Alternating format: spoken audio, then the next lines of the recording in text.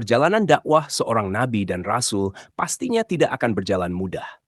Selalu ada saja rintangannya. Bahkan ujian ini tak hanya berasal dari kaumnya yang mereka jelas-jelas kafir. Namun ada beberapa nabi diuji oleh Allah Subhanahu wa taala melalui orang-orang terdekatnya. Di sini kita akan mengisahkan tentang keluarga nabi yang tak mau ikut beriman kepada Allah Subhanahu wa taala. Pembahasan kali ini akan menjadi sangat panjang karena di video ini kita akan mengisahkan tentang dua kisah istri dari dua nabi sekaligus. Yang pertama adalah kisah istri dari Nabi Nuh alaihi salam dan yang kedua adalah cerita istri dari Nabi Lut alaihi salam. Kedua istri ini dikisahkan tak mau mengikuti risalah kenabian dari suaminya. Maka azab apa yang Allah Subhanahu wa taala turunkan kepada mereka? Untuk itu di video kali ini kita akan membahas tentang azab istri Nabi yang tidak mau beriman. Assalamualaikum warahmatullahi wabarakatuh, sobat beriman yang dimuliakan Allah. Mohon bantu channel ini supaya terus berkembang dengan cara like, komen, dan subscribe. Semoga kita selalu dalam keadaan sehat walafiat dan dimudahkan rezekinya. Amin, ya Rabbal Alamin. Yang pertama, kita akan menceritakan tentang kisah istri dari Nabi Nuh alaihi salam. Dari Ibnu Abbas radhiyallahu anhu berkata, Allah Subhanahu wa taala mengangkat Nuh sebagai nabi ketika usianya 40 tahun dan masa dakwahnya selama 950 tahun. Setelah banjir bandang yang membinasakan seluruh makhluk hidup, Nabi Nuh masih hidup selama 60 tahun. Artinya, Nabi Nuh memiliki usia 1050 tahun. Nah, Nabi Nuh ini teman-teman diutus untuk suatu kaum yang kaum ini menyembah berhala atau menyembah patung-patung untuk menggantikan Allah Subhanahu wa taala.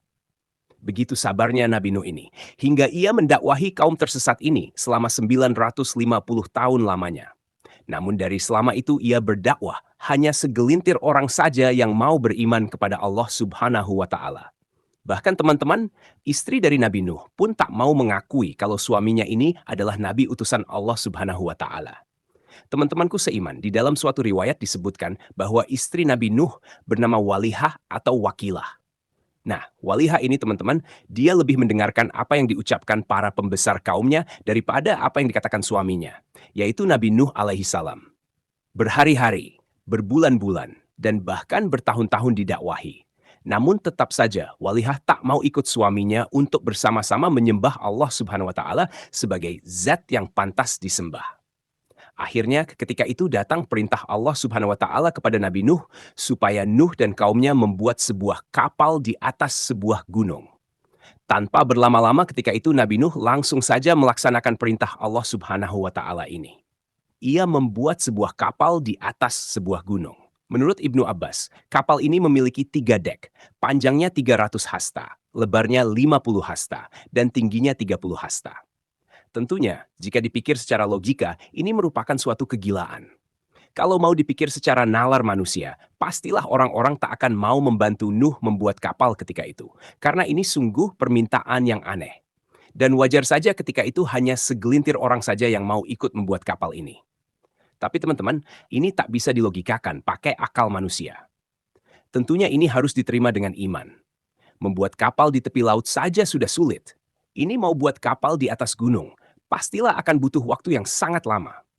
Bahkan diriwayatkan, dijelaskan bahwasanya pengerjaan kapal Nabi Nuh menghabiskan waktu selama 2 tahun. Bahkan ketika proses pembangunan kapal ini, para pembesar-pembesar kaum ini mengatakan bahwasanya Nuh telah gila. Sobat beriman yang dimuliakan Allah, setelah kapal ini selesai dibangun. Dan ketika itu Nabi Nuh diperintahkan Allah Subhanahu wa taala untuk mengajak kaumnya yang beriman masuk ke dalam kapal tersebut, disertai dengan hewan-hewan yang berpasang-pasangan. Lalu tiba-tiba siang hari itu, langit menjadi gelap tanpa sedikit pun cahaya matahari dapat menembus tebalnya awan hitam. Siang itu dirasa seperti malam hari yang gelap gulita tanpa cahaya. Tak lama dari itu, hujan turun dengan lebatnya. Air hujan ini turun begitu rapat, tak seperti biasanya. Nabi Nuh sempat memastikan rombongannya supaya benar-benar masuk ke dalam kapal. Di dalam kapal ia cek anggota keluarganya. Hanya ada 3 anaknya saja, Sem, Ham, dan Yafet. Nuh tidak melihat putra sulungnya, yaitu Kanaan, dan istrinya berada di dalam kapal ini. Sekali lagi Nabi Nuh mencoba mengajak istri dan putranya ini. Ia keluar kapal dan mencari-cari keberadaan istrinya. Ketika Nuh telah bertemu dengan istrinya, Nabi Nuh alaihissalam sempat mengajaknya untuk ikut dalam kapalnya. Tapi istrinya tetap saja menolak. Padahal sudah ada tanda-tanda bahwa akan terjadi banjir besar. Pilihan istrinya sudah bulat. Ia lebih memilih mengikuti para pembesar kaumnya yang sangat ia hormati melebihi hormatnya terhadap sang suami.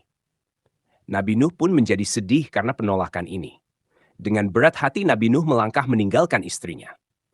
Sambil berjalan meninggalkan istrinya, Nabi Nuh sama sekali tak mau menengok ke belakang karena ia tahu bahwasanya azab Allah Subhanahu wa taala akan segera datang pada istrinya yang durhaka ini. Teman-temanku seiman, kemudian Nabi Nuh mencoba mencari keberadaan putra sulungnya, yaitu Kanaan.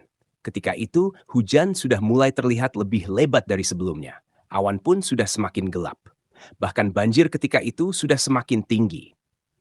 Perkampungan kaum ini pun sudah tenggelam oleh banjir yang luar biasa. Singkat cerita, Nabi Nuh melihat putranya dari kejauhan. Ia melihat putranya ini sedang mencoba lari ke atas sebuah gunung. Kanaan berpikir azab itu tak akan menenggelamkannya jika ia lari ke puncak gunung. Nabi Nuh pun menjadi tambah sedih bahwasanya putranya tak percaya bahwa banjir ini akan menenggelamkan gunung itu juga. Lalu Nabi Nuh pun kembali ke kapal tanpa ia bisa membawa istri dan putranya itu. Tak butuh waktu lama, banjir ketika itu mulai menenggelamkan semua hal yang ditemuinya. Bahkan gunung yang dinaiki Kanaan pun mulai perlahan tenggelam. Akhirnya, anak dan istrinya yang durhaka ini mati ditelan azab Allah Subhanahu wa taala. Sobat Jazirah Ilmu yang dimuliakan Allah, kisah istri yang durhaka kedua datang dari Nabi Luth alaihi salam. Di dalam riwayat, istrinya ini bernama Wailah. Sama seperti kisahnya Nabi Nuh alaihissalam tadi, Nabi Lut setiap hari selalu bersusah payah untuk mendakwahi istrinya ini, supaya ia mau beriman kepada Allah Subhanahu wa Ta'ala. Nabi Lut diutus kepada kaum Sodom. Kaum Sodom adalah kaum yang dibinasakan Allah Subhanahu wa Ta'ala karena perilaku seks yang menyimpang. Di kaum Sodom inilah untuk pertama kalinya peristiwa homoseksual terjadi di atas bumi ini. Laki-laki menyukai laki-laki dan wanita menyukai wanita. Allah Subhanahu wa Ta'ala memerintahkan kepada Luth untuk meluruskan orang-orang kaum Sodom ini, supaya mereka kembali ke jalan yang benar. Teman-temanku seiman, bertahun-tahun didakwahi, tapi mereka tak mau juga merubah kebiasaannya ini. Bahkan sedihnya lagi, istri dari Nabi Luth merupakan bagian dari kaum yang menyimpang ini. Ia durhaka kepada suaminya, tak mau mendengar kebaikan dari suaminya. Istrinya lebih memilih ikut bersama kaum yang dimurkai Allah Subhanahu wa Ta'ala ini. Setiap hari didakwahi, mereka tak mau juga menghilangkan kebiasaan buruk itu.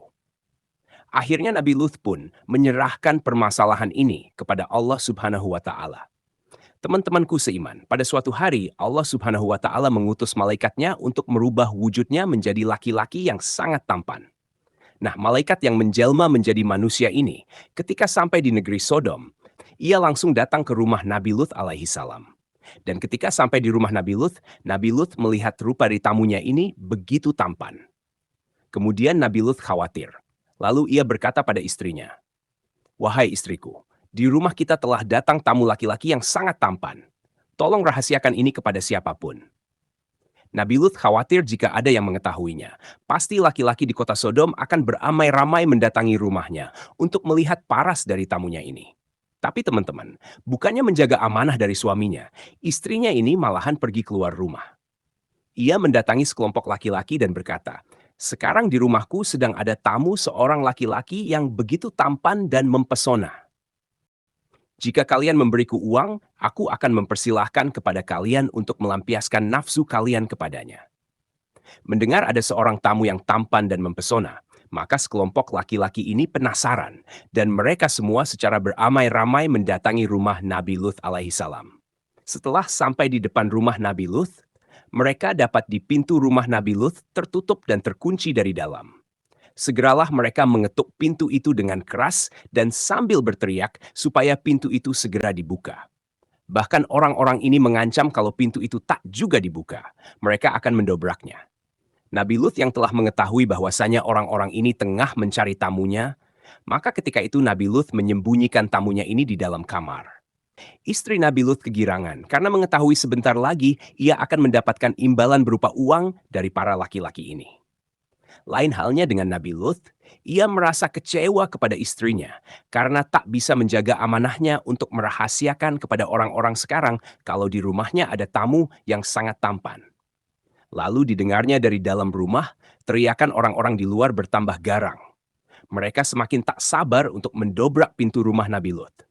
Karena Nabi Lut tak kunjung membukakan pintu ini, kemudian untuk menenangkan orang-orang di luar rumahnya, Nabi Lut berkata kepada mereka dari balik pintu. Nabi Lut berkata, "Wahai kaumku, di dalam rumah ada putri-putriku. Mereka lebih suci bagimu. Maka bertakwalah kepada Allah Subhanahu wa Ta'ala, dan janganlah kalian mencemarkan namaku di hadapan tamuku. Tidak adakah di antara kalian yang dapat membedakan baik dan buruk?" Tapi bodohnya teman-teman, ketika itu salah seorang dari mereka malah berkata, "Sesungguhnya engkau telah tahu bahwasanya kami ini tidak mempunyai keinginan terhadap putri-putrimu. Dan sesungguhnya kamu tentu mengetahui apa yang sebenarnya kami inginkan." Rupanya mereka tetap tidak mau mendengar kebaikan yang diucapkan Nabi Lut. Mereka malah semakin ganas saja mengetuk-ngetuk pintu sambil berteriak dari luar.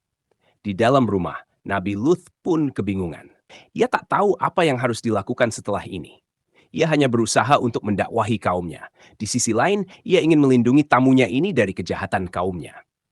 Ketika Nabi Lut terlihat kebingungan, maka tamunya ini berkata kepada Nabi Lut, "Sesungguhnya aku adalah utusan Allah Subhanahu wa Ta'ala, dan mereka sekali-kali tak dapat mengganggu engkau. Maka bukalah pintu itu dan tinggalkan aku bersama mereka." Mendengar perkataan tamunya ini, Nabi Lut jadi tahu ternyata tamunya adalah malaikat yang diutus Allah Subhanahu wa Ta'ala kepadanya. Hatinya menjadi tenang. Kemudian Nabi Lut membukakan pintu, dan dengan ganasnya orang-orang itu langsung meringsek masuk ke dalam rumah. Maka ketika itulah malaikat Jibril yang menyamar menjadi manusia ini mengembangkan kedua sayapnya dan memukul orang-orang ini. Akhirnya, akibat pukulan dari sayap malaikat Jibril, tanpa terkecuali semua mata mereka menjadi buta seketika. Mereka pun semua berteriak kesakitan, dan semuanya segera berhamburan lari meninggalkan rumah Nabi Lut sambil menumbur-numbur tembok karena tak bisa melihat. Kemudian malaikat Jibril memberitahu bahwasanya azab dari Allah Subhanahu wa Ta'ala akan datang di waktu subuh nanti. Lalu Jibril memerintahkan kepada Nabi Lut untuk segera pergi dengan membawa keluarga dan kaumnya yang beriman pada malam ini. Dan tibalah waktu malam hari, Nabi Lut dan kaumnya yang beriman cepat-cepat pergi meninggalkan kota Sodom. Sementara itu, istrinya tak mau ikut dengannya, karena sedari awal istrinya ini memang tak percaya pada dakwah suaminya. Nabi Lut pun pergi keluar kota Sodom dengan meninggalkan istrinya yang durhaka kepadanya.